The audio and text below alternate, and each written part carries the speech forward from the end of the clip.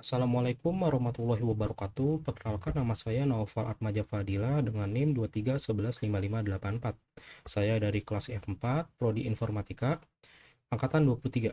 Di sini saya akan menjelaskan tentang UTS kepemimpinan.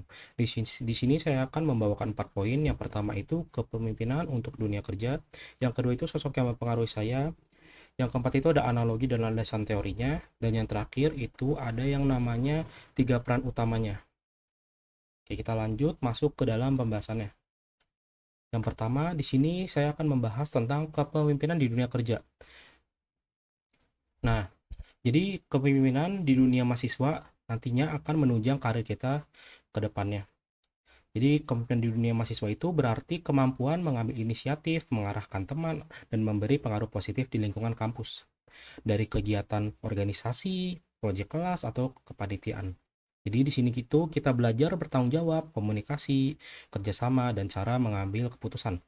Jadi pengalaman tersebut sangat berguna nantinya untuk dunia kerja. Karena perusahaan butuh orang-orang yang bisa memimpin tim, bekerja dalam tim, dan punya percaya diri dalam menyelesaikan masalah. Seperti itu. Jadi selanjutnya pengaruhnya apa? Jadi pengaruhnya kepemimpinan di dunia mahasiswa itu memberikan pengaruh langsung terhadap kesiapan karir. Pengalaman memimpin membuat mahasiswa lebih percaya diri, terlatih mengambil keputusan, dan mampu bekerja dengan berbagai tipe orang. Hal ini meningkatkan kemampuan komunikasi dan manajemen waktu, yang merupakan keterampilan penting di dunia profesional. Seperti itu pengaruhnya ya. Oke, selanjutnya di sini ada yang sosok pemimpin yang paling mempengaruhi saya. Di sini ada namanya Bapak Lee Kuan Yew, salah satu Perdana Menteri pertama dari Singapura, yang biasanya disebutkan atau dijuluki sebagai The Founding Father. Jadi mengapa saya memilih Lee Kuan Yew? Karena Lee Kuan Yew adalah sosok yang sangat mempengaruhi gaya kepemimpinan saya. Karena ia membuktikan bahwa perubahan besar dapat dibangun melalui ketegasan, kejujuran, dan visi jangka panjang. Ia tidak hanya berbicara tentang masa depan, tetapi juga berani mengambil keputusan sulit demi kepentingan negaranya.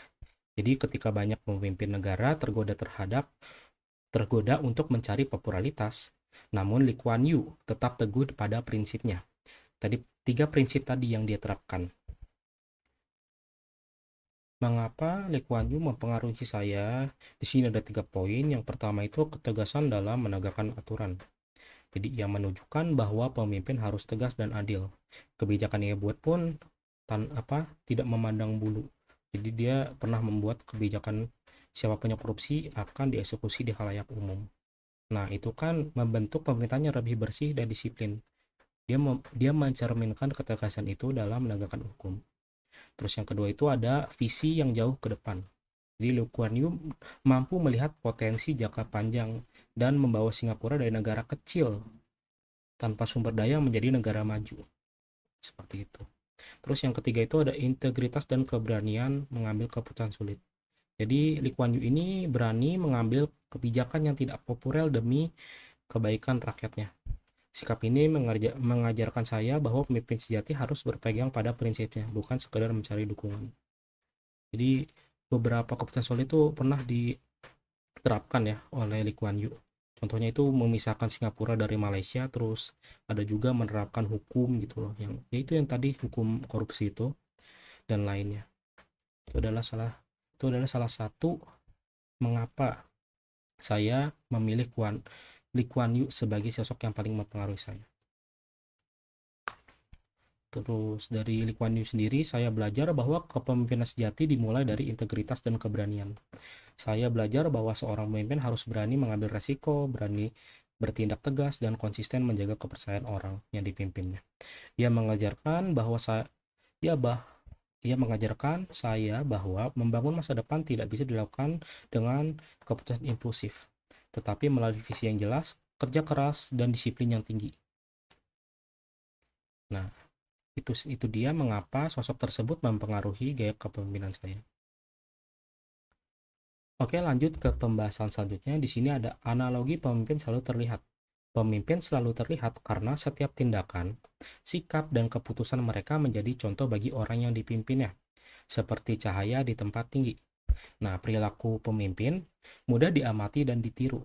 Makanya, kita sebagai pemimpin harus menjaga sikap kita atau memperlihatkan bahwa kita layak menjadi pemimpin agar mendapatkan trust dari bawahan yang kita pimpin tersebut.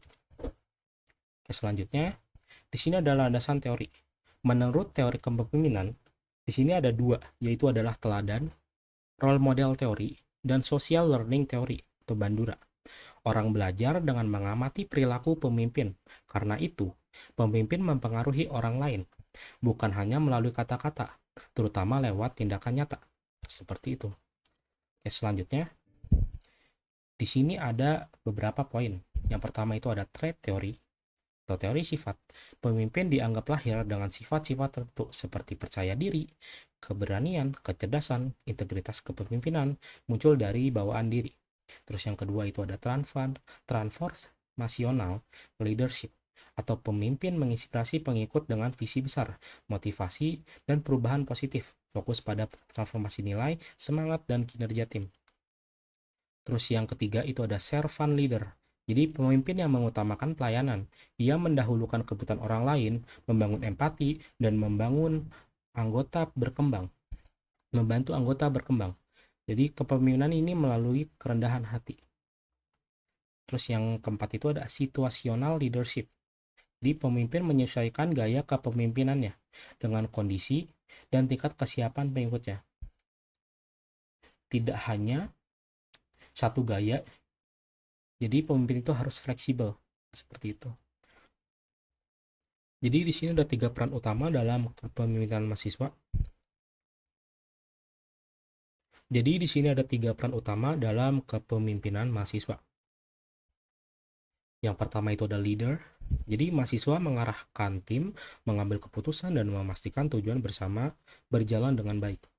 Jadi ia memberi contoh melalui tindakan, mengatur strategi, menjaga motivasi anggotanya. Itu adalah pemimpin. Yang kedua itu ada follower atau anggota timnya. Jadi follower adalah anggota yang mendukung proses kepemimpinan dengan bekerja sama, memberikan masukan, serta melaksanakan tugas secara bertanggung jawab. Terus yang ketiga itu ada yang namanya influencer. Jadi influencer sendiri adalah orang yang mengajak, menginspirasi, dan mempengaruhi lingkungan sekitar untuk berubah menjadi lebih baik. Ia tidak selalu memiliki jabatan, tetapi memiliki pengaruh positif melalui ide, sikap, dan tindakannya. Jadi kesimpulannya adalah kepemimpinan mahasiswa adalah proses membentuk karakter, tanggung jawab, dan kemampuan mempengaruhi lingkungan secara positif melalui peran sebagai pemimpin, anggota maupun agen perubahan. Mahasiswa belajar bekerja sama, mengambil keputusan, serta memberi contoh yang baik. Pengalaman ini menjadi bekal penting untuk dunia profesional, karena pemimpin bukan hanya soal jabatan, tetapi tentang integritas, tindakan, dan kemampuan membawa perubahan. Oke, yang terakhir, mungkin itu saja yang bisa saya sampaikan. Kurang lebihnya mohon maaf. Wassalamualaikum warahmatullahi wabarakatuh.